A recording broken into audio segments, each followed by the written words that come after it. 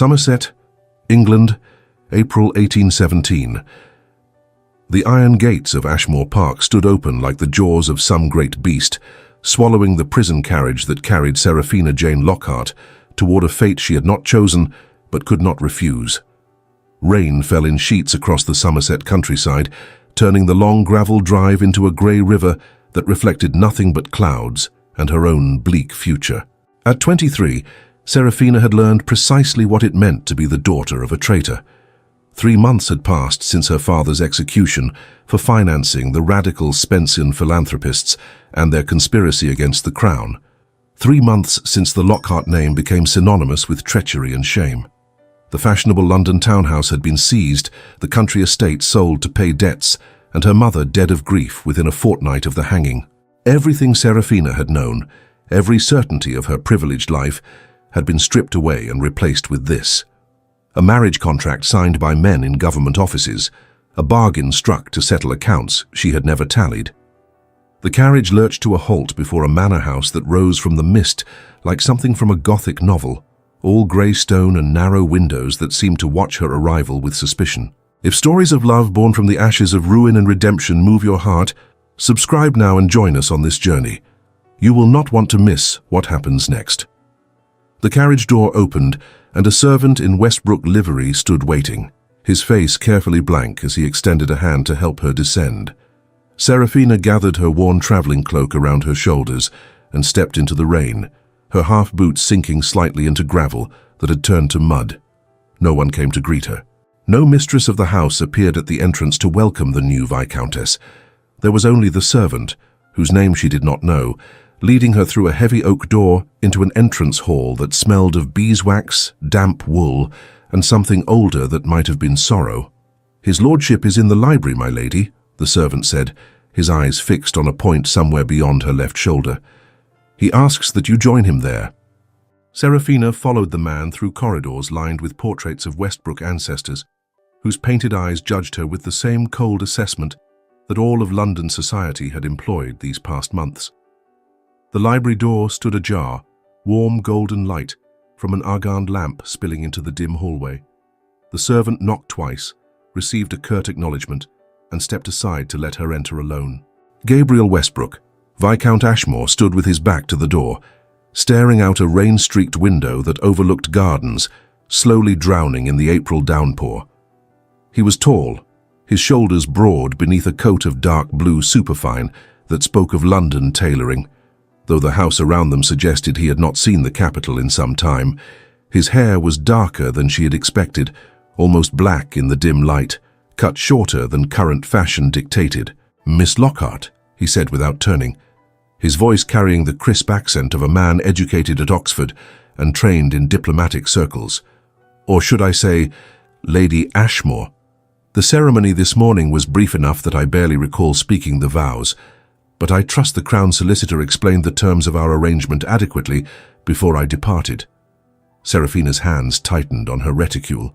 "He explained that my alternatives were this marriage or trial for treason by association, my lord. The terms seemed remarkably clear." Gabriel turned then, and she saw his face for the first time. He was handsome in the way of men who have known suffering, his features sharp and aristocratic, but marked by lines of fatigue around his eyes and mouth. Those eyes were grey, she noted, the colour of the storm outside, and they assessed her with the same careful detachment she imagined he had once employed in negotiating treaties. "Then we understand each other," he said. "This is a transaction, Miss Lockhart. The government needed to dispose of you without the spectacle of a trial that would resurrect uncomfortable questions about your father's co-conspirators. I needed the political rehabilitation that only service to the Crown could provide. Our marriage serves both purposes admirably." "How fortunate for us both," Seraphina replied, keeping her voice steady despite the humiliation that burned in her chest. She had known this was no love match, had expected no tender welcome, but the cold precision of his words struck like a physical blow. "Your rooms have been prepared in the East Wing," Gabriel continued, moving to the desk that dominated one side of the library and shuffling papers with obvious dismissal. "We will maintain separate quarters. You will have an allowance sufficient for your needs, and the servants have been instructed to accord you the respect due to your position.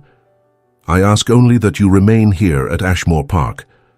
London society has no interest in seeing either of us, and I have no desire to subject myself to their particular brand of cruelty." "And if I wish to leave?" Serafina asked, though she knew the answer. "The marriage contract stipulates that any attempt to abandon this union will result in the immediate resumption of charges against you," Gabriel said without inflection. "Your freedom, such as it is, exists only within the bounds of this arrangement. I suggest you make yourself comfortable, Lady Ashmore. We are both prisoners here, though the walls are stone rather than iron." He returned his attention to his papers, and Serafina understood that she had been dismissed.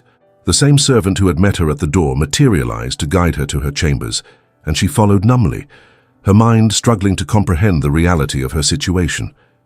She had traded the hangman's noose for a different kind of death, one that would be slow and cold and utterly isolated. The east wing proved to be elegant but austere, furnished with pieces that spoke of good taste and considerable age. Her bedchamber overlooked the same drowned gardens she had seen from the library, the grounds stretching away toward woods that marked the edge of the estate. A heavy oak door connected her room to the Viscount's chambers, but the bolt was firmly drawn on his side, a silent testament to the nature of their union. A maid waited by the fire, a young woman with kind eyes who curtsied deeply and introduced herself as Molly. "I have unpacked your things, my lady," Molly said softly, gesturing toward the wardrobe that now held Serafina's meager collection of mourning clothes and the few day dresses that had survived the confiscation of the Lockhart properties. "Mrs. Wickham, the housekeeper, says you are to ring if you need anything at all. Dinner is served at 7 o'clock in the small dining room, though his lordship often takes his meals in the library." "Thank you, Molly," Serafina managed, sinking onto the edge of the bed as the maid withdrew. Alone at last, she allowed herself to acknowledge the full weight of her circumstances. This was her life now. This cold house, this colder husband, this exile from everything she had once known. Her father's radical politics had purchased her this particular purgatory, and there was no appeal, no escape, no hope of anything resembling happiness. The days that followed brought an unexpected shift in Serafina's carefully ordered world. She established a routine that required no interaction with the Viscount, who was her husband in name only. She rose early, breaking her fast in her rooms before venturing out to explore the grounds when weather permitted. Ashmore Park revealed itself to be a place of faded grandeur, beautiful in the way of things that have been neglected but not forgotten. The gardens, though overgrown, held evidence of careful planning in earlier years. The library, which she visited only when certain Gabriel was elsewhere, contained treasures that spoke of generations of Westbrook scholarship. The servants treated her with careful courtesy, neither warm nor cold, simply correct. Mrs. Wickham, the housekeeper, provided keys to various rooms and explained the household routines with brisk efficiency.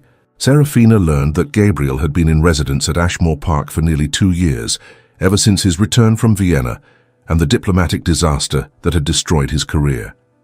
He kept to himself, receiving no visitors and making no visits to neighboring estates. The servants whispered that he worked late into the night in the library, though no one could say what occupied him so completely. On the 5th day of her residence, Serafina encountered her husband by accident in the conservatory. She had thought the glass-walled room empty, having sought refuge there from the persistent rain that seemed to characterize Somerset in spring. She was examining a collection of rare plants that someone had tended with obvious care when Gabriel's voice startled her. "They were my mother's particular passion," he said from the doorway. Serafina spun around, her hand pressed to her chest. "She spent hours here," Gabriel continued, moving into the room, "coaxing impossible flowers to bloom in the English climate. I have tried to maintain them as she would have wished, though keeping the stovehouse warm enough requires constant vigilance." Serafina looked at the man who was her husband and saw for the first time something beyond the cold diplomat who had greeted her arrival.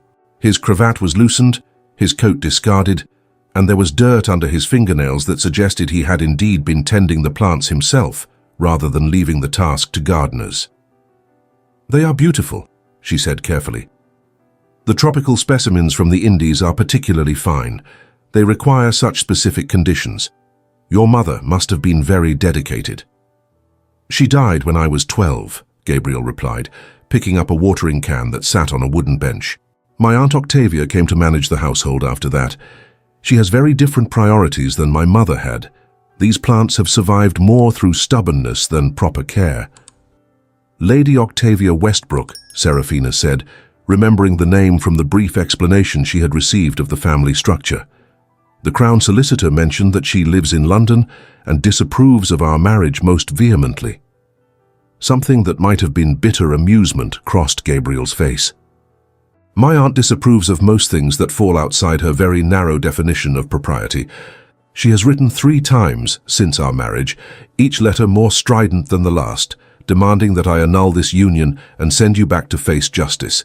She considers you a contamination of the Westbrook bloodline. Then we have something in common, Serafina said quietly. Society has made its judgment of us both. You for your diplomatic failure, I for my father's treason. We are equally tainted in their eyes. Gabriel set down the watering can and turned to face her fully, his grey eyes meeting hers with an intensity that made her breath catch. The comparison is not equal, Lady Ashmore. Your crime was to be born to the wrong father. Mine was to trust the wrong man and watch good soldiers die because of my error in judgment. I chose my fate. You did not choose yours. No, Serafina agreed, holding his gaze despite the temptation to look away. But we are both living with consequences we cannot change. Perhaps that is enough common ground to build something more than this cold civility. And what would you have us build? Gabriel asked, his voice carefully neutral. This is not a fairy tale, Miss Lockhart. I am not a hero from a novel who will be transformed by love into a better man. I am simply a failed diplomat hiding from his mistakes in the country. I ask for nothing more than basic human courtesy, Serafina replied, surprised by the steadiness in her own voice. I do not expect love, my lord, but perhaps we might manage civility that is not quite so icy. We are bound together by forces neither of us controls. We might as well attempt to make our prison marginally less miserable. Gabriel studied her for a long moment, and she saw something shift behind his eyes, some calculation being made and reconsidered. Finally, he nodded slowly. You have a bargain, Lady Ashmore. I will endeavor to be less churlish in my captivity if you will tolerate the company of a man society has rightly condemned. Society condemned me for crimes I did not commit, Serafina pointed out. I am learning to question the reliability of society's judgment. The corner of Gabriel's mouth lifted in what might have been the ghost of a smile. A dangerous philosophy, my lady. Question society too thoroughly, and you may find yourself cast out entirely. I believe that ship has already sailed, my lord, Serafina said with a touch of irony. We are both as cast out as it is possible to be while still breathing. This time Gabriel did smile, though the expression was tinged with sadness. True enough. Well then, shall we be outcasts together with marginally improved manners? I dine at 7, usually alone in the small dining room. You would be welcome to join me if the prospect does not seem entirely unbearable. I will consider it, Serafina said, though she knew already that she would accept. Anything was preferable to more evenings alone with her thoughts and her regrets. Gabriel inclined his head in acknowledgement and returned to tending his mother's orchids, and Serafina quietly withdrew, her mind turning over this unexpected development. The Viscount was not what she had expected. He carried his exile with a dignity that resonated with something deep in her own battered pride. Perhaps there was hope for something beyond mere survival in this strange arrangement. That evening, Serafina dressed with more care than she had employed since arriving at Ashmore Park. Her wardrobe remained limited to morning clothes and the simplest of day dresses, but Molly helped her arrange her dark blonde hair in a style that was fashionable if understated, and she wore the single strand of pearls that had been her mother's and had somehow escaped confiscation. The small dining room was intimate, lit by the warm glow of beeswax candles. The table was set for 2, with places arranged not at opposite ends, but closer together. Gabriel rose when she entered, his manners impeccable despite their earlier agreement to less rigid civility. Lady Ashmore, he greeted her, pulling out her chair with his own hands rather than waiting for the footman to do so. Thank you for joining me. I confess I have grown weary of my own company these past months. As have I, Serafina admitted, settling into her seat and accepting a glass of wine from the footman. though I suspect you have had rather longer to grow accustomed to solitude than I have." 2 years, Gabriel confirmed, taking his own seat across from her. 26 months of contemplating my failures and attempting to atone for sins that cannot be undone. It makes for tedious company, I assure you. The first course arrived, a delicate soup that spoke of a talented cook despite the household's reduced circumstances. They ate in silence for a few moments before Serafina ventured a question that had been troubling her since their conversation in the conservatory. "What happened in Vienna?" she asked. The Crown Solicitor mentioned a diplomatic disaster, but the details were not provided. "I know only that it was serious enough to end your career and send you into exile." Gabriel's hand tightened on his spoon, and for a moment she thought he would refuse to answer. Then he set the spoon down and met her eyes with that same intensity she had observed earlier. "I trusted the wrong source," he said flatly. "A man I had worked with for 3 years, someone I considered a friend, fed me information about French troop movements that proved to be deliberately false. I passed that information to military commanders who acted upon it, sending a company of English soldiers into what they believed was a lightly defended position. It was an ambush. 47 men died because I could not distinguish a loyal colleague from a French agent." The number hung in the air between them, 47. The stark pain in his voice struck Serafina like a physical blow. "You could not have known," she said softly. "If this man had fooled you for 3 years, he must have been extraordinarily skilled at deception." "That is what the inquiry concluded," Gabriel replied with bitter precision. "They found no evidence that I was complicit in the betrayal, but 47 families received death notices because of intelligence I provided. 47 mothers, wives, children who will never see their loved ones again. The inquiry may have cleared me of deliberate treason, but I am guilty nonetheless of catastrophic failure." "And so you exiled yourself here?" Serafina said, understanding flooding through her. "Not because society demanded it, but because you demanded it of yourself." "The only appropriate response to such failure," Gabriel confirmed. "I resigned my position, withdrew to Ashmore Park, and attempted to disappear as thoroughly as possible, until the government decided I could be useful one final time, by marrying the daughter of a traitor, and making both our embarrassments vanish into the Somerset countryside." Serafina set down her own spoon, her appetite fading as she absorbed the full weight of his confession. "Then we are both living with guilt for things beyond our control. I was not my father's confidant.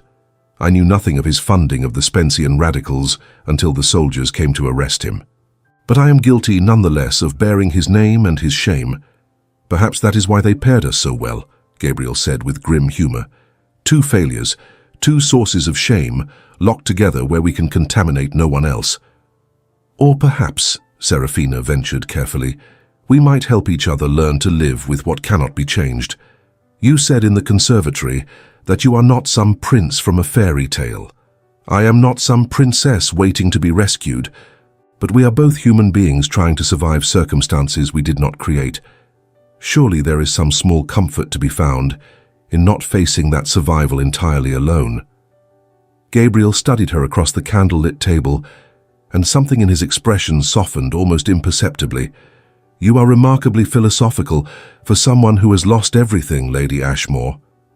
"Serafina," she said impulsively, "if we are to be prisoners together, you might as well call me by my given name. Lady Ashmore sounds like someone else entirely." "Serafina," Gabriel repeated slowly, as though tasting the name. "It suits you. Angelic, with overtones of fire. Very well.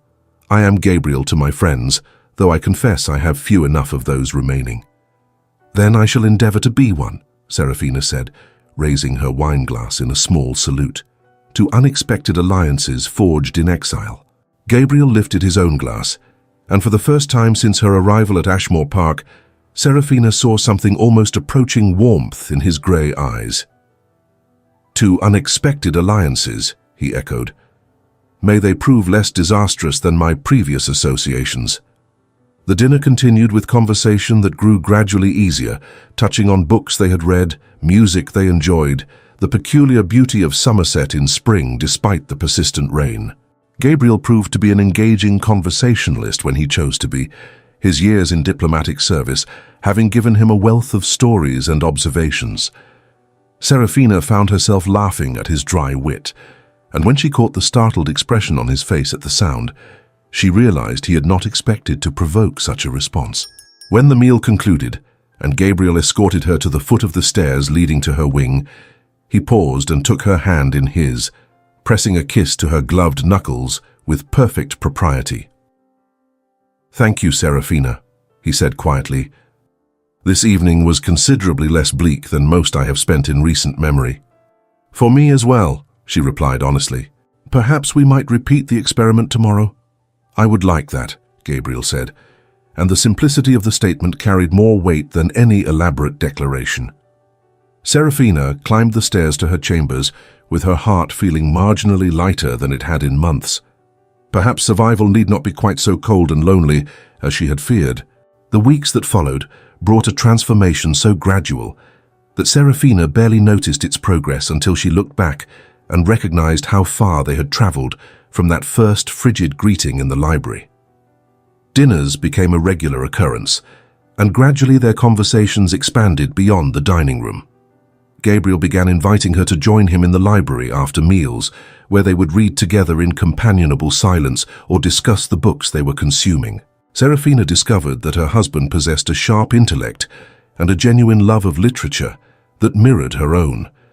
They debated the merits of various poets, argued over Lord Byron's latest scandalous verse versus the propriety of Wordsworth, and found unexpected common ground in their appreciation for history.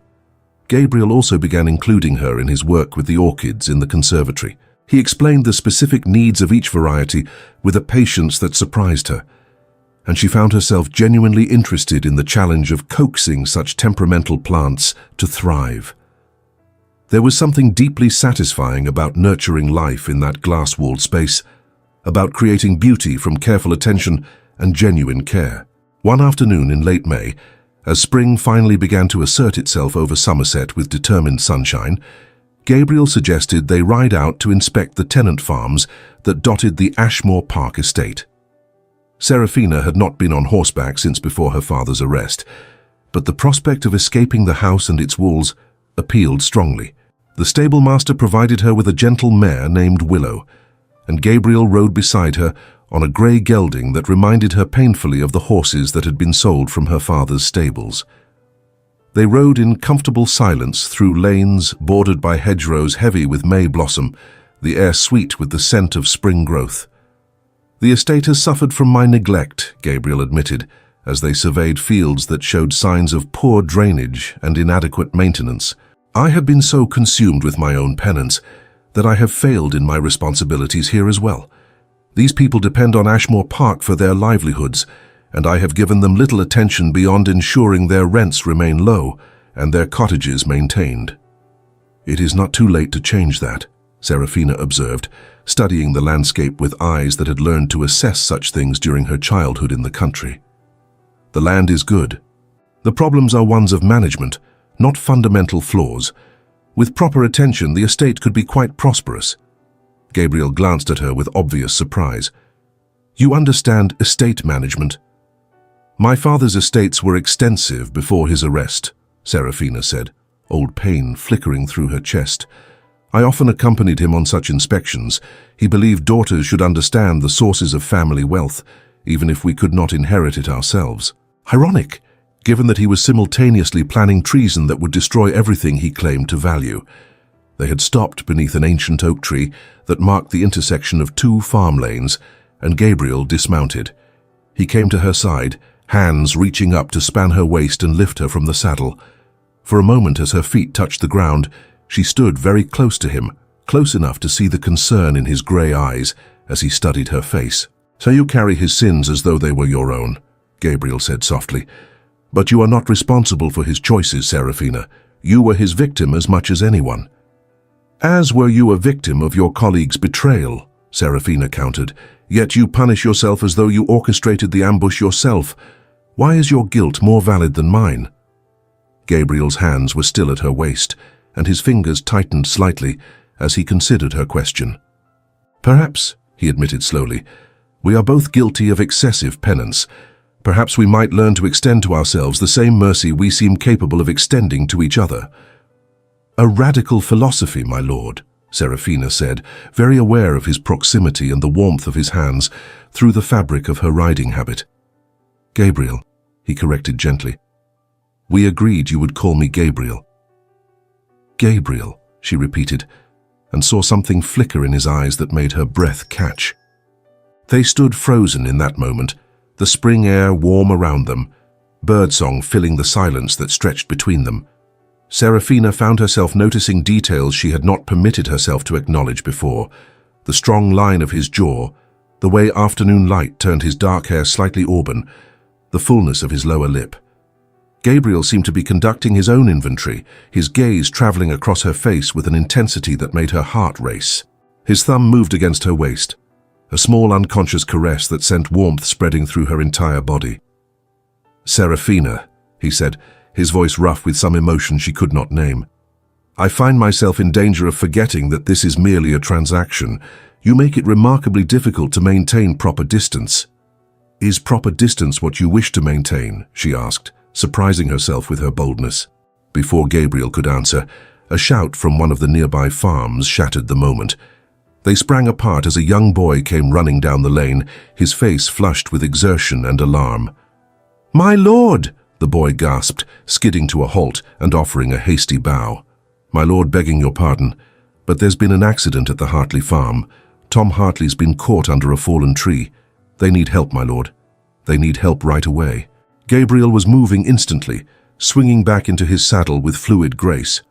"Show me," he commanded, and the boy scrambled to obey, running ahead down the lane. Serafina spurred Willow forward without waiting for assistance and followed, her heart pounding with a different sort of urgency now. They arrived at the Hartley farm to find a scene of muddy chaos. A massive oak had fallen during recent storms and finally toppled this afternoon, catching Tom Hartley's leg beneath its substantial trunk. A crowd of farm workers and neighbors had gathered, attempting to lever the tree off the injured man with lengths of timber, but their efforts were hampered by the tree's weight and the soft ground beneath. Gabriel dismounted and assessed the situation with the same calm precision Serafina imagined he had once employed in diplomatic crises. "We need more leverage and better positioning," he said to the assembled men. "And someone needs to ride to Taunton for the surgeon. That leg is badly damaged." He shrugged out of his coat and joined the men attempting to lift the tree, adding his strength to theirs while directing their efforts with clear authority. Serafina dismounted and went to Tom Hartley's wife, who knelt beside her husband's head, tears streaming down her face as she tried to comfort him. "He'll be well?" Serafina said with more confidence than she felt, taking the woman's trembling hand in her own. "His lordship will free him, and the surgeon will mend what is broken. You must be strong for him now." The woman, who could not have been more than 20, nodded and gripped Serafina's hand with desperate strength. Together they watched as Gabriel and the other men finally succeeded in lifting the tree enough for Tom to be pulled free. The injured man screamed as his shattered leg was moved, the sound turning Serafina's stomach. But Gabriel was there immediately, kneeling in the dirt to assess the damage. "The bone is shattered," Gabriel announced, his face grim. "We must splint it carefully before we move him, or the jagged edge will sever the artery. Mrs. Hartley, you will come with us. Young Timothy," he addressed the boy who had summoned them, "ride to Taunton as fast as that pony will carry you, and bring back Dr. Whitfield. Tell him the Viscount Ashmore commands his immediate attendance." The organized chaos of the rescue transformed into the organized chaos of transport. Tom Hartley was carefully lifted onto a makeshift stretcher. Serafina helped hold the man's shoulders down when he would have thrashed from the pain, while Gabriel bound the leg with strips of linen torn from a shirt. They carried him the 2 miles back to Ashmore Park's main house, with Gabriel walking beside him the entire way. By the time they reached Ashmore Park, the entire household had been mobilized. Mrs. Wickham directed the placement of Tom Hartley in a ground-floor guest room, and maids appeared with hot water, clean linens, and the household's modest medical supplies. Gabriel remained with the injured man, refusing to leave despite his dirt-stained shirt and the exhaustion evident in every line of his body. Serafina found herself coordinating the chaos almost without conscious thought. her childhood experience managing her father's estates coming to the fore. She ensured Mrs. Hartley was given tea and a private space to compose herself. She sent word to the Hartley farm that the children would be cared for by neighbors. She worked alongside the maids to prepare what the surgeon would need when he arrived. Dr. Whitfield appeared within 2 hours, a gruff man in his 50s who examined Tom Hartley with efficient competence. Gabriel and Serafina waited outside the room during the setting of the bone, the sounds from within making them both wince despite their determination to remain calm. When the surgeon finally emerged, he looked grim but not defeated. "The leg is set," he announced. "Whether he keeps it depends on the next few days. The risk of putrid fever is high. If infection sets in, I will have to amputate. If the bone heals clean, he should walk again, though he will likely limp for the rest of his life." "He will have the best care," Gabriel said firmly. "He will remain here at the house until he is well enough to be moved safely. Spare no expense for his treatment, Doctor. Whatever he needs, he will have." Dr. Whitfield nodded approval. "I will return tomorrow to check the wound and change the dressings. If anything changes before then, send for me immediately." After the surgeon departed, Gabriel finally allowed himself to sink into a chair in the library, his head falling back against the cushion with exhausted relief. Serafina, who had followed him there, poured him a generous measure of brandy without asking if he wanted it. "Drink," she commanded gently, pressing the glass into his hand. "You have earned it thrice over." Gabriel accepted the brandy and drank deeply, then fixed her with an assessing look. "You were extraordinary today," he said quietly. "The way you managed the household, comforted Mrs. Hartley, anticipated what was needed. You have a gift for such things." Serafina felt warmth spread through her chest at the praise. "I did only what needed doing." "No," Gabriel contradicted. "You did considerably more than that. You took command of a crisis with grace and competence. Tom Hartley is alive in part because you ensured everything was ready when the surgeon arrived." He paused, studying her with those penetrating grey eyes. "I have been unfair to you, Serafina. I thought of you as merely the burden I was required to bear as penance for my failures. But you are not a burden. You are remarkable." The unexpected compliment made Serafina's throat tighten with emotion she had not permitted herself to feel in months. "As are you," she said softly. "The way you commanded that rescue, the care you showed for your tenant, the responsibility you took for his well-being, that is not the behavior of a failed diplomat hiding from his mistakes. That is the behavior of a good man trying to do right by those who depend on him." Gabriel set down his brandy glass and rose, crossing the small space between them with deliberate purpose. He took both her hands in his grip warm and firm. "We make an unexpectedly effective alliance, you and I," he said, his voice low and intense. "I had thought this marriage would be nothing but cold civility and shared exile, but I find myself hoping for something more, something I have no right to ask for, and you have no obligation to provide." Serafina's heart was racing so fast she could barely breathe. "What do you hope for, Gabriel?" "A true union," he said simply. "Not the political arrangement we were forced into, but a genuine bond built on mutual respect and growing affection. I am not fool enough to speak of love after only 6 weeks of acquaintance, but I believe we might build something real if we chose to try." The honesty in his voice, the vulnerability in his eyes, shattered the last of Serafina's defenses. She had entered this marriage as a prisoner, with no hope of anything resembling happiness. But this man, who carried his own burdens of guilt and shame, was offering her a choice. He was asking, not demanding. He was hoping, not expecting. "I would like to try," Serafina heard herself say, her voice barely above a whisper. "I would like very much to build something real with you." Gabriel's relief was visible in the way his shoulders dropped and his grip on her hands tightened. "Then we shall try together," he said. "Though I warn you, I am quite terrible at this sort of thing. My previous attempts at courtship were spectacularly unsuccessful." "As were mine," Serafina admitted with a small laugh that held more joy than she had felt in months. "But perhaps we will be less terrible together than we were separately." "A romantic sentiment worthy of the poets," Gabriel said with dry humor, though his eyes were warm with something that might have been tenderness. "We shall inscribe it on our family crest, the Westbrooks, less terrible together." Serafina laughed properly then. and Gabriel smiled at the sound, that same startled, pleased expression she had seen at their first dinner together. Then, with careful deliberation, he raised one of her hands to his lips and pressed a kiss to her palm rather than her knuckles, an intimate gesture that sent shivers racing up her arm. "Thank you, Serafina," he said quietly, "for agreeing to take this chance, for not condemning me to the cold isolation I believed I deserved, for being far braver than I have been." "We will be brave together," Serafina replied, squeezing his hand, "and perhaps in time we will learn to be happy as well."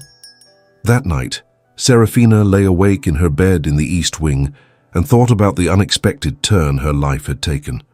She had come to Ashmore Park as a convicted traitor's daughter, expecting nothing but cold endurance and slow suffocation of spirit. Instead, she had found a man as wounded as herself, one who was willing to reach across the abyss of their shared exile and offer genuine connection. It was not love, not yet, but it was hope, and hope was considerably more than she had dared to dream of in the long, dark months since her father's execution. The following weeks brought a new warmth to Ashmore Park that had nothing to do with the advancing summer. Gabriel and Serafina fell into a pattern of genuine companionship that surprised them both with its ease and its depth. They spent hours together in the library and conservatory, but also began venturing further afield, riding out to visit the tenant farms and involving themselves in the practical work of estate management. Serafina's suggestions for improved drainage and crop rotation were implemented with enthusiastic support from Gabriel, who seemed energized by having a purpose beyond brooding over past failures. Tom Hartley's recovery proceeded better than anyone had dared hope.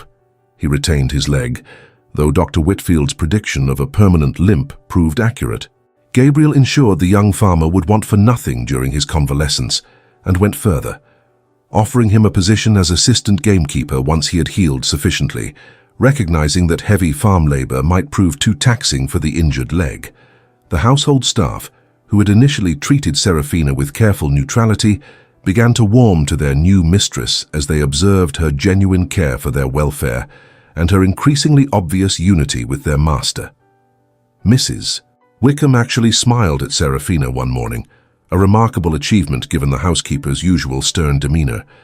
But contentment, Serafina would soon discover, was a fragile thing in the unforgiving world of the ton. The letter arrived on the last day of June, delivered by special courier from London. Gabriel read it in the library with Serafina seated across from him, and she watched his expression darken with each line he consumed. "My aunt," he said finally, his voice tight with barely controlled anger. "Lady Octavia Westbrook has decided that our continued existence in peaceful obscurity is unacceptable.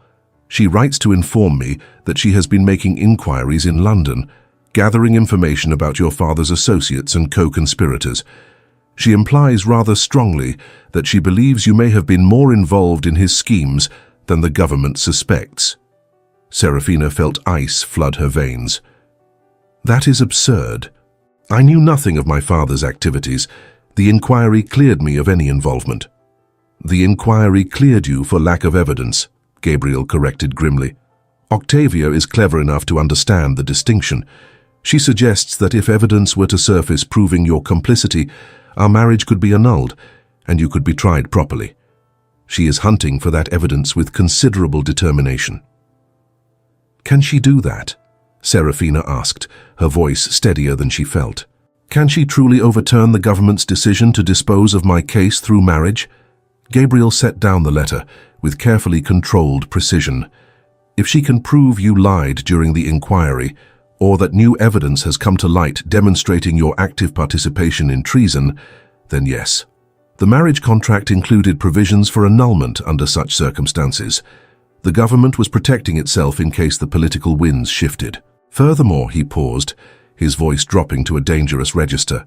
"She mentions the bloodline. She claims she cannot allow a traitor's blood to pollute the Westbrook air. She wants to destroy you to save the family name." "Then I am not safe at all," Serafina said quietly, the happiness of the past weeks crumbling like ash in her hands. "This has all been temporary, a brief respite before the inevitable reckoning." "No," Gabriel said fiercely, rising from his chair and moving to kneel before hers. taking her cold hands in his warm ones. "No, Serafina. I will not allow her to destroy this. I will not allow her to destroy you. Octavia has always been vindictive, but she has gone too far this time. I will fight her with every resource at my disposal." "She is your aunt," Serafina protested. "Your family." "You are my wife," Gabriel countered with intensity that made her breath catch. "That is a bond that supersedes blood relation. I chose you, Serafina, perhaps not initially, but I choose you now, and I will not let her tear apart what we are building." Serafina wanted to believe him, wanted to trust that his protection would be sufficient, but she had learned the hard way that wanting something did not make it true. "What does she want?" she asked instead. "There must be something. People like your aunt do not act without motive beyond pure malice." Gabriel's expression grew even grimmer. "She wants me to return to London, to resume my place in society and pursue the political rehabilitation she believes I deserve. She has never accepted my choice to withdraw to Somerset. She sees our marriage as the final proof that I have given up on reclaiming the Westbrook name's former glory. She wants to end this union so that I might marry someone she considers appropriate, someone who would enhance rather than taint our family's reputation." "Then perhaps you should give her what she wants," Serafina said, though the words tasted like poison. "Perhaps you should let me go, return to London, rebuild your life as she wishes. You have already sacrificed enough for my sake." "I have sacrificed nothing for your sake," Gabriel said sharply, his grip on her hands tightening almost to the point of pain. "Everything I gave up because of my own failures, long before you entered my life. You have given me back something I thought I had lost forever. You have reminded me that life exists beyond guilt and penance. I will not surrender that. I will not surrender you." The fierce determination in his voice, in his eyes, in every line of his body, overwhelmed Serafina's defenses entirely. "I am afraid," she admitted, her voice breaking. "I am afraid that I have finally found something worth living for, and it will be ripped away just as everything else has been ripped away." Gabriel released her hands only to cup her face instead, his thumbs brushing away tears she had not realized were falling. "Then we will face that fear together," he said softly. "We will go to London. We will attend the season's remaining events. We will force society to acknowledge us, and we will demonstrate to my aunt that you have nothing to hide. We will face this threat head-on, rather than cowering in Somerset, hoping it will pass us by." "You would do that?" Serafina asked, searching his face for any sign of doubt or reservation. "You would subject yourself to society's judgment again for me?" "For us," Gabriel corrected. "This is not charity, Serafina. This is self-preservation. I have found something real with you, something I had not believed myself capable of after Vienna. I will not lose it without a fight, even if that fight requires me to face the very people I have spent 2 years avoiding." Serafina leaned into his touch, drawing strength from his steadiness. "When do we leave?" "As soon as arrangements can be made," Gabriel replied. "The season is winding down, but there are still weeks of events remaining. We will make our appearance. We will be beyond reproach in our conduct. And we will show Octavia and the rest of the ton that we have nothing to fear from their scrutiny." He pulled her close then, wrapping his arms around her in an embrace that felt like both protection and promise. Serafina buried her face against his shoulder and allowed herself to believe, for just a moment, that his strength would be enough to carry them both through the coming storm. But even as she took comfort in his arms, a small voice in the back of her mind whispered a truth she could not entirely ignore. Men made promises they could not keep. Her father had promised to provide for his family, and he had destroyed them instead.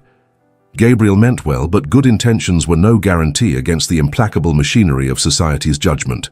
Still, she had no better option than to trust him. So she would go to London, she would face the ton's scrutiny, and she would hope that together they could survive what was coming. Though hope, she had learned, was a dangerous indulgence for women like her. London in late June was hot and crowded and utterly unforgiving. The Westbrook townhouse in Grosvenor Square had been shut up since Gabriel's departure 2 years prior, and the week of frantic preparation required to make it habitable again gave Serafina a glimpse of what Ashmore Park must have been like before neglect set in. The house was elegant, expensively furnished, and designed to impress. It felt nothing like the comfortable if slightly shabby Somerset estate that had become her refuge. They arrived on a Wednesday evening, too late for any social engagements, but early enough to begin the delicate process of alerting society to their presence. Gabriel sent cards to several families he had once counted as friends, announcing that the Viscount and Viscountess Ashmore were in residence and receiving callers. The responses that trickled back over the next 2 days were illuminating in their absence. Of the 20 cards sent, only 3 families responded with any warmth. The rest were coolly polite refusals or, more damningly, no response at all. "We are pariahs," Serafina observed, reading through the stack of returned cards with a sinking heart. "They will not receive us, Gabriel. Your return to London changes nothing in their eyes. Then we will force them to see us," Gabriel replied with grim determination. "Almack's assembly rooms continue their subscription balls through the end of the season. We will attend. The patronesses may refuse us vouchers, but I have connections that run deeper than their petty disapproval." He was as good as his word. Through a combination of old diplomatic contacts and sheer stubborn persistence, Gabriel secured vouchers for the following Wednesday's ball at Almack's. Serafina spent the intervening days in a state of increasing anxiety, knowing that their appearance at the most exclusive venue in London would either open doors or slam them permanently shut. She had nothing suitable to wear. Her morning clothes were obviously inappropriate, and her limited collection of day dresses would mark her immediately as poor. Gabriel, understanding this without needing explanation, sent for a modiste and ordered a complete wardrobe for his wife, with instructions that cost was irrelevant and everything must be ready within 4 days. The result was a gown of silver-grey silk with delicate embroidery and darker thread, cut in the height of fashion and tailored to fit Serafina's figure perfectly. It matched the Westbrook livery, and more importantly, Gabriel's eyes. When she descended the stairs on Wednesday evening, dressed for her first appearance in London society, Gabriel stopped mid-motion and stared at her with an expression that made her cheeks flush. "You are breathtaking," he said simply, offering his arm. "Every eye in that ballroom will be drawn to you, and every tongue will be forced to acknowledge that the Viscountess Ashmore is not some cowering criminal, but a lady of grace and dignity." "I hope you are right," Serafina murmured, taking his arm with fingers that trembled slightly, despite her determination to appear calm. "Because if you are wrong, this will be a humiliation beyond recovery." The carriage ride to Almack's assembly rooms passed in tense silence. When they arrived, Gabriel handed her down with careful courtesy and offered his arm, his posture radiating confidence that Serafina desperately wished she felt. They climbed the stairs together and passed through the entrance into the main ballroom. The effect of their arrival was immediate and devastating. Conversation died in ripples as they crossed the threshold, spreading outward from their position like stones thrown into still water. Heads turned, fans snapped open to facilitate whispered exchanges, and the general hum of polite society transformed into pointed silence. Serafina felt the weight of hundreds of judgmental stares, saw the curl of lips into sneers of disdain, noticed the deliberate turning of backs as people chose to cut them directly. "Steady," Gabriel murmured into her ear, his hand tightening on her arm. "Do not let them see weakness. We are here by right, and we have nothing to be ashamed of." They made their way through the hostile crowd toward the refreshment room, Gabriel greeting those few who acknowledged them with calm courtesy. Serafina kept her chin high and her expression serene, though her heart was pounding so hard she feared everyone could hear it. It was near the punch bowl that they encountered Lady Octavia Westbrook for the first time. Gabriel's aunt was a handsome woman in her late 50s, dressed in purple silk that screamed wealth and status. Her dark hair, liberally threaded with silver, was arranged in an elaborate coiffure topped with an ostrich plume. Her eyes, the same grey as Gabriel's but infinitely colder, fixed on Serafina with undisguised loathing. "Nephew," she said, her voice carrying across the space with calculated volume. "How extraordinarily brave of you to show your face in polite company again, though I question your judgment in bringing that creature with you." Serafina felt Gabriel tense beside her, but his voice remained level when he responded. "Aunt Octavia, may I present my wife, Serafina, Viscountess Ashmore?"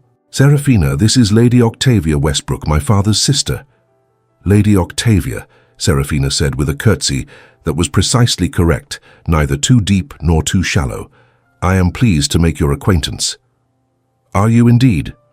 Octavia's smile was a predator's expression, all teeth and no warmth. "How fascinating. I confess I am less pleased to make yours, child. You see, I have been making extensive inquiries into your family history.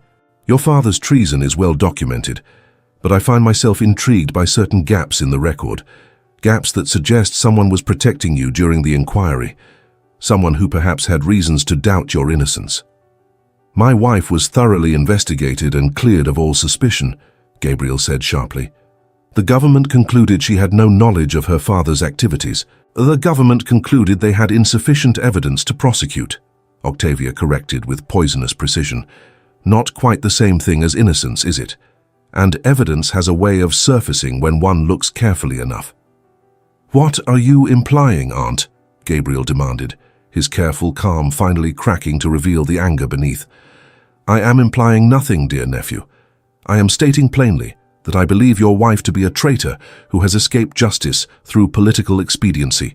And I am stating equally plainly that I will not rest until the truth is exposed and this mockery of a marriage is dissolved as it should have been from the beginning."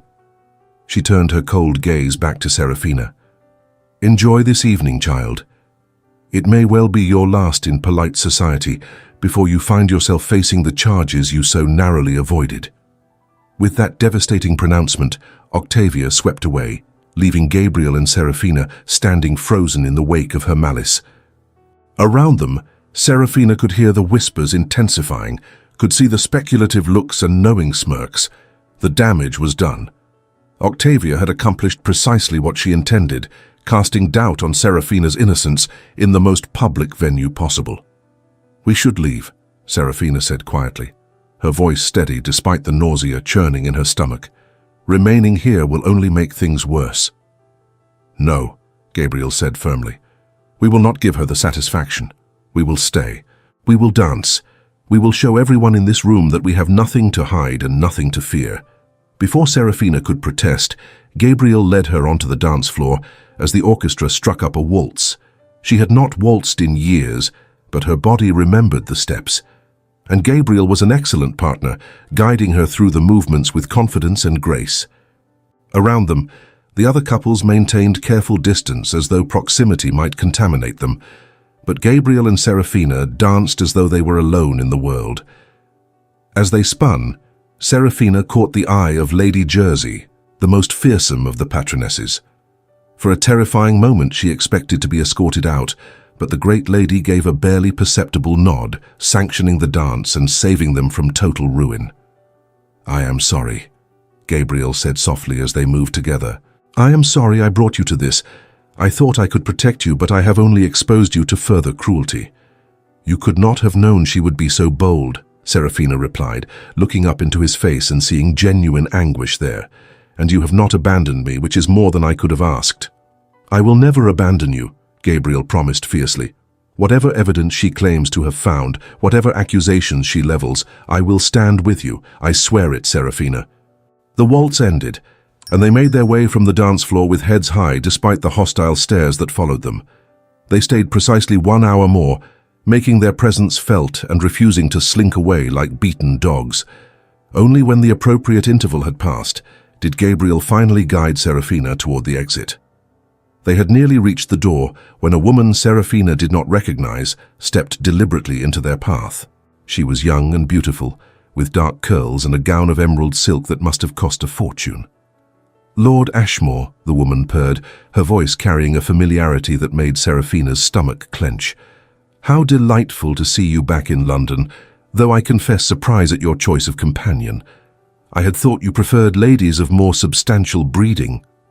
"Lady Cassandra," Gabriel said coolly, his arm tightening protectively around Serafina's waist. "I see your manners have not improved during my absence. Allow me to present my wife." "Your wife?" Cassandra repeated with mock surprise. "My dear Lord Ashmore, surely you jest. This cannot be the same creature who was nearly hanged alongside her treasonous father.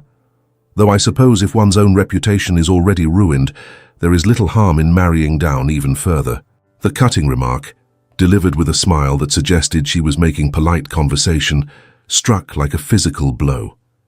Serafina felt Gabriel's entire body tense, felt him preparing to respond with devastating effect, but she placed her hand on his arm in restraint. "Lady Cassandra," Serafina said with icy politeness that matched the other woman's false sweetness.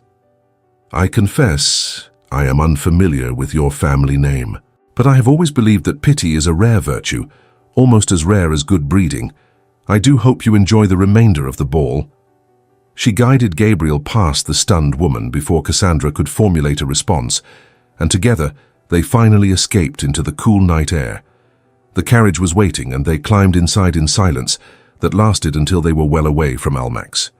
Only then did Gabriel begin to laugh, a sound that started as a chuckle and built into genuine mirth.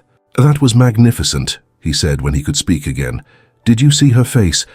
No one has put Cassandra Havershaw in her place so neatly in years. She will be absolutely furious." "I may have made things worse," Serafina said, though she could not entirely suppress her own smile at the memory of Cassandra's shocked expression. "You defended yourself with wit and grace," Gabriel countered. "That is never a mistake, regardless of consequences. I am in awe of your strength."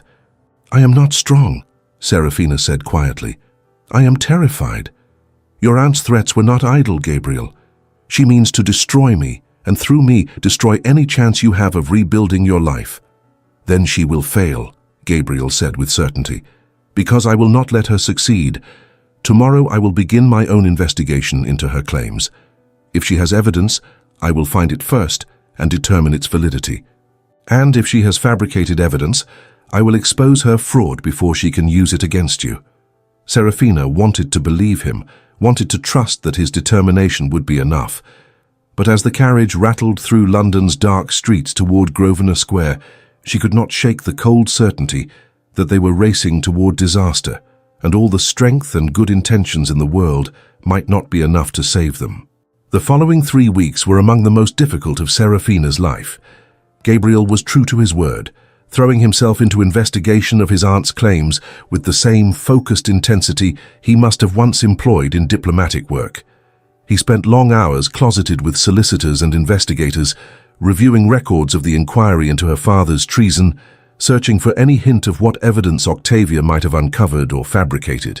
Meanwhile, Serafina found herself alone in the Grosvenor Square townhouse, a prisoner once again, but this time with gilded bars. She dared not venture out for fear of encountering the hostile society that had made its position clear at Almack's.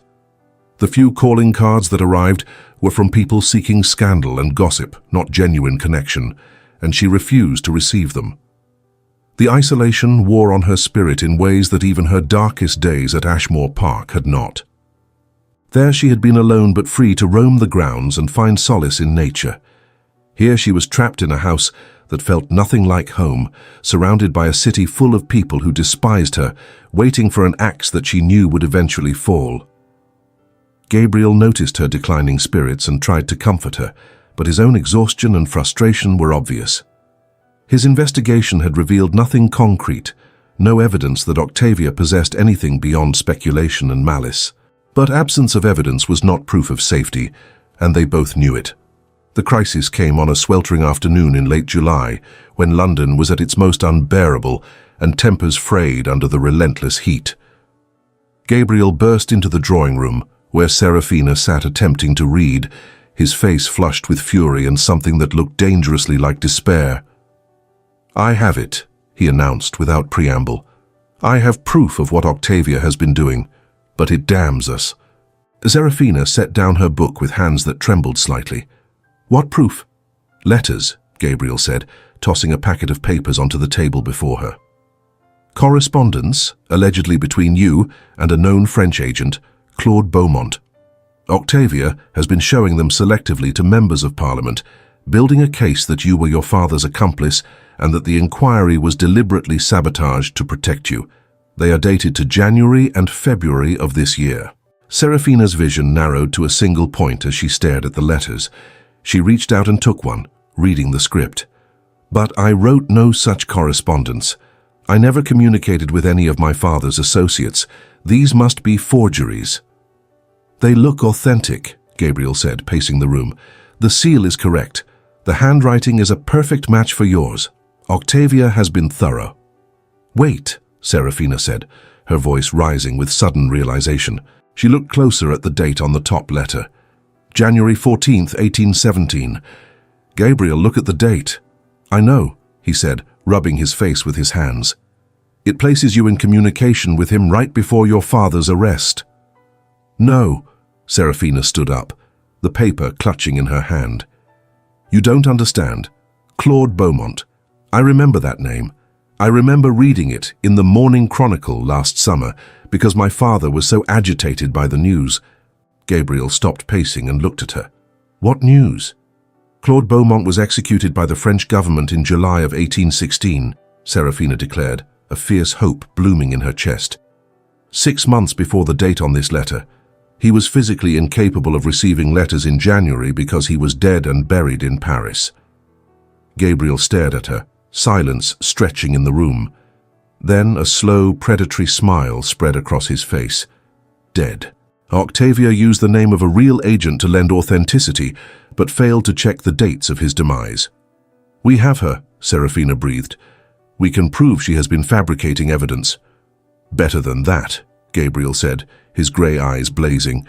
"I can prove she has been bribing a clerk in the Foreign Office to provide her with official seals and paper stock.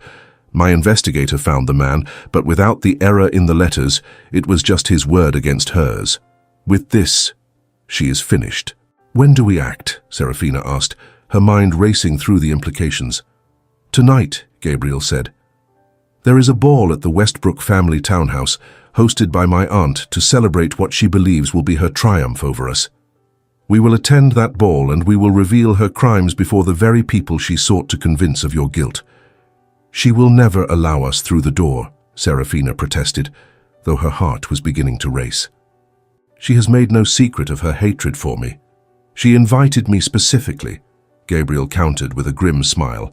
"The invitation arrived this morning along with a letter suggesting I might wish to discuss terms for dissolving our marriage quietly before she was forced to make her evidence public.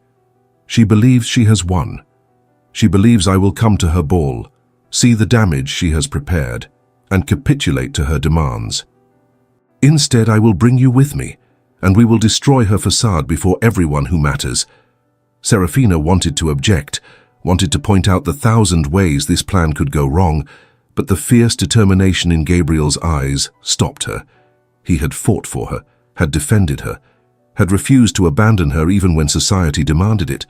The least she could do was trust him now, when he promised vindication. "Very well," she said quietly. "We will go to your aunt's ball and we will face this final battle together." Gabriel's answering smile was fierce and triumphant.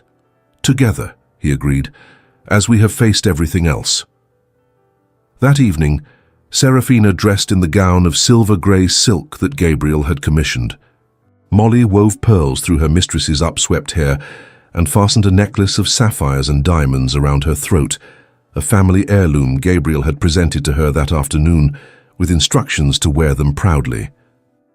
"You look like a queen," Molly said softly. "You look like someone who cannot be defeated." "Let us hope appearances are not deceiving," Serafina replied, studying her reflection with critical eyes. She did look different than the frightened girl who had arrived at Ashmore Park 4 months ago. There was steel in her spine now, fire in her eyes. Gabriel had given her that.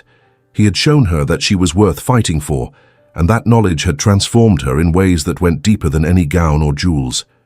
Gabriel was waiting at the foot of the stairs, devastatingly handsome in black evening clothes that emphasized his height and the breadth of his shoulders.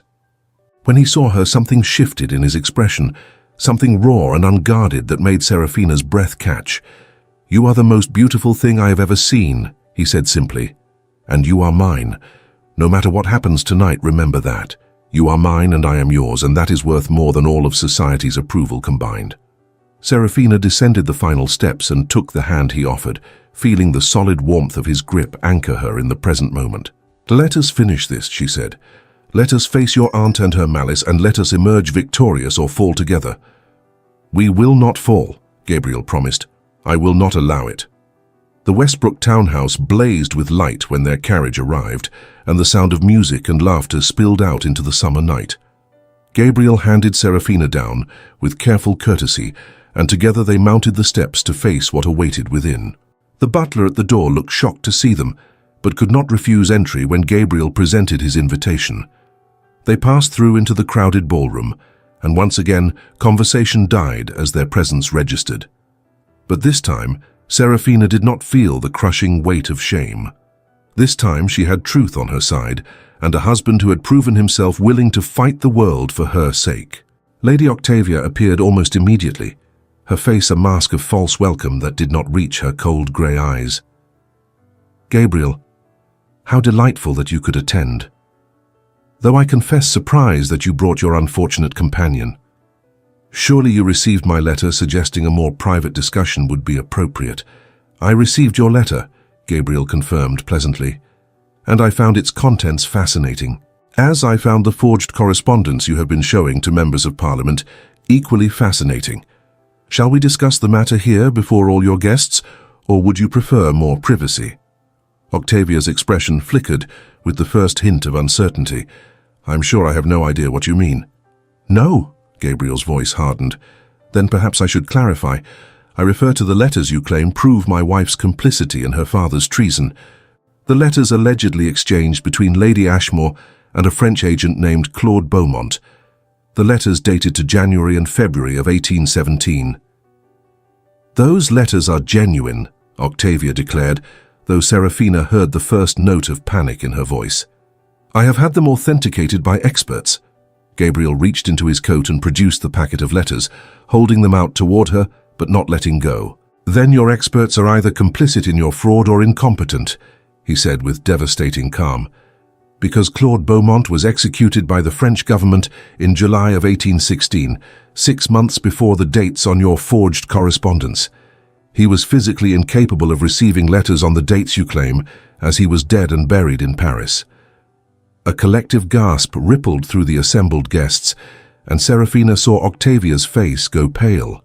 "That is impossible," the older woman whispered, staring at the damning papers in Gabriel's hand. "I had those letters from a reliable source." "You had those letters from a Foreign Office clerk named Thomas Fletcher, whom you bribed with the sum of £200 to provide you with official seals and paper stock," Gabriel continued remorselessly. "Fletcher has confessed everything, Aunt. He has provided a sworn statement detailing exactly how you manufactured evidence against my wife, evidence you intended to use to force the annulment of our marriage." The silence in the ballroom was absolute. Every eye was fixed on Lady Octavia, whose mask of confidence had shattered completely. "You are lying," she said desperately. "You would say anything to protect that traitor's daughter." "I am protecting my wife," Gabriel corrected, his voice ringing with conviction.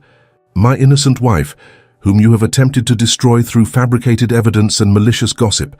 You accuse her of following in her father's footsteps, but it is you who have committed crimes, bribery, forgery, conspiracy to bring false charges. These are serious offenses, Aunt. Offenses that could see you facing the very justice you sought to inflict on Serafina." Octavia's eyes darted around the room, seeking allies or escape routes, but found only horrified fascination in the faces of her guests. "She has bewitched you," the older woman said, her voice rising with desperation. "She has made you forget your duty to family and honor. I did this to save you from her contamination, to save the bloodline." "You did this," Gabriel said coldly, "to satisfy your own vindictive nature and your obsession with controlling my life. You could not accept my choice to withdraw from society after Vienna. You could not tolerate my marriage to someone you deemed unworthy. So you manufactured a crisis to force me to bend to your will. But you underestimated both my wife's innocence and my determination to protect her."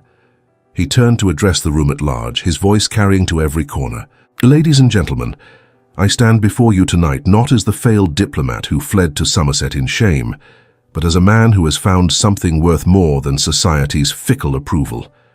I stand here with my wife, who has been unjustly accused and cruelly persecuted, and I declare before all of you that I would rather live in exile with her than be embraced by a society built on such malicious hypocrisy." The words hung in the air like a challenge, and Serafina felt tears prick her eyes as she understood what Gabriel was doing. He was not merely defending her. He was choosing her deliberately, publicly, irrevocably. He was sacrificing whatever hope remained of his political rehabilitation, whatever chance he might have had to reclaim his former position, all to stand with her against the forces arrayed against them. "Gabriel," she whispered, but he turned to her with such love in his eyes that her words died unspoken. "I choose you, Serafina," he said softly, though his voice carried in the hushed ballroom. "I chose you when I agreed to this marriage. I chose you again every day we spent together at Ashmore Park. And I choose you now before God and all these witnesses. You are my wife, my consort, my salvation, and no amount of scandal or disapproval will change that truth." Serafina felt the last of her defenses crumble. This man, this remarkable man who had every reason to be bitter and closed, had opened his heart to her completely. He had given her not just protection, but genuine love, and he was willing to pay any price to keep her safe. "I choose you as well," she said clearly, her voice steady despite the tears streaming down her face. "I choose you every hour of every day, Gabriel Westbrook. You are my husband, my home, my heart." The first person to applaud was a young woman Serafina did not know, but others quickly joined until the entire ballroom echoed with the sound. It was not the universal approval of society, but it was acknowledgement, acceptance, recognition that what Gabriel and Serafina shared was real and worthy of respect. Lady Octavia stood frozen in the center of her own ballroom, defeated and exposed, as her guests witnessed her complete humiliation. When she finally moved, it was to gather her skirts and flee the room, her face flushed with fury and shame. Gabriel watched her go with an expression of grim satisfaction. "She will not trouble us again," he said quietly to Serafina. "I will see to it that the authorities are informed of her crimes. At minimum, she will face social consequences that will destroy any influence she once wielded." "You have made an enemy of your aunt," Serafina said. "She is your family, Gabriel. Perhaps we should have found a quieter way to resolve this." "She ceased to be family when she attempted to destroy you," Gabriel replied firmly. "Family protects each other. They do not fabricate evidence and spread malicious lies. I have no regrets about tonight, Serafina, do you?" "None," Serafina admitted, leaning into his solid warmth. "Though I confess to being exhausted. Might we go home?" "We can go anywhere you wish," Gabriel said, pressing a kiss to her temple that made her heart flutter. "Where would you like to be, my darling wife?" Serafina considered the question. London held nothing for them now but painful memories and society's reluctant acceptance. Ashmore Park, for all its initial coldness, had become home during their months of exile. It was where they had learned to trust each other, to build something real from the ashes of their respective disasters. "Somerset," she said decisively. "I want to go back to Somerset, to Ashmore Park and our gardens and our tenant farms. I want to build the life we started there, away from all of this cruelty and judgment." Gabriel's smile was like sunrise after a long night. "Then we shall go home to Somerset," he agreed. "We shall return to Ashmore Park and never set foot in London again, unless we choose to do so. We shall build our life together in peace, and we shall be happy in our exile." "Not exile," Serafina corrected softly. "Choice. We are choosing each other and the life we want, rather than accepting what society demands. That is not exile, my love. That is freedom." "Freedom," Gabriel repeated, tasting the word. "Yes, I believe you are right. After 2 years of imprisonment in guilt and shame, I am finally free. Free because of you, Serafina. Free because you taught me that redemption is not found in society's approval, but in choosing to live with integrity and love." They left the Westbrook townhouse that night with heads high and hearts light, and within 3 days had departed London entirely. The journey back to Somerset felt less like retreat than homecoming, and when Ashmore Park finally came into view at the end of the long gravel drive, Serafina felt something in her chest ease for the first time in months. "Welcome home, Lady Ashmore," Gabriel said softly, as the carriage rolled to a stop before the grey stone manor. "Welcome home, my lord," Serafina replied, taking his hand as he helped her down. Welcome to the life we have chosen, and the love we have earned. The months that followed were not perfect, but they were deeply, profoundly happy. Gabriel and Serafina settled into the rhythms of country life with the ease of people who had found where they belonged. They worked together to improve the estate, implementing the drainage and crop rotation schemes they had planned. They tended Gabriel's mother's orchids in the conservatory, coaxing new blooms from the temperamental plants. They rode out across the Somerset countryside, visiting tenant farms and involving themselves in the practical details of land management. The scandal in London faded, as scandals always do, replaced by newer and more immediate gossip. Lady Octavia Westbrook was quietly exiled to a distant property in Scotland, her reputation destroyed and her influence evaporated. A few brave souls from their former social circle ventured letters of tentative reconciliation, but Gabriel and Serafina felt no pressing need to respond. They had found something more valuable than society's approval. They had found each other. On a cool evening in late October, as autumn painted Somerset in shades of gold and crimson, Gabriel found Serafina in the conservatory, tending the orchids that had become their shared passion. He came up behind her and wrapped his arms around her waist, pulling her back against his chest with easy affection. "I have been thinking," he said quietly, his breath warm against her ear. "A dangerous occupation," Serafina teased, leaning into his embrace. "What momentous thoughts occupy the mind of the Viscount Ashmore this evening?" "I have been thinking about the first day you arrived here," Gabriel admitted. "How cold I was, how determined to maintain distance, how certain I was that our marriage would be nothing but mutual suffering. I was so wrong, Serafina. You saved me from myself. You taught me how to live again." "You saved me as well," Serafina replied, turning in his arms to face him. "I came here expecting prison, and you gave me freedom. I expected isolation, and you gave me union. I expected coldness, and you gave me love. We saved each other, Gabriel." "Then we are fortunate indeed," Gabriel said, cupping her face in his hands with infinite tenderness, "because I cannot imagine my life without you in it. You are my home, Serafina, not this house, not Somerset, not any place or property. You are where I belong." "And you are mine," Serafina whispered, rising on her toes to kiss him with all the love and gratitude that filled her heart. "My home, my heart, my everything." They stood together in the conservatory as night fell outside, surrounded by the flowers they had nurtured and the life they had built from ruins. Two wounded souls who had found healing in each other, two exiles who had discovered that home was not a place but a choice, a commitment, a love that endured despite and because of everything they had survived. Society might consider them failures, criminals bound together by government decree. But Gabriel and Serafina knew a different truth. They were allies who had earned their happiness through courage, loyalty, and the willingness to choose each other when the world demanded they stand alone. And that truth was worth more than all the approval and acclaim society could ever offer. Thank you so much for journeying with us through this tale of redemption and resilient love. If this story of courage, loyalty, and choosing love against all odds touched your heart, please subscribe, like, and share with someone who needs to hear it. Your support helps us continue creating stories of love, hope, and triumph over adversity. Until next time, may you find your own unexpected happiness.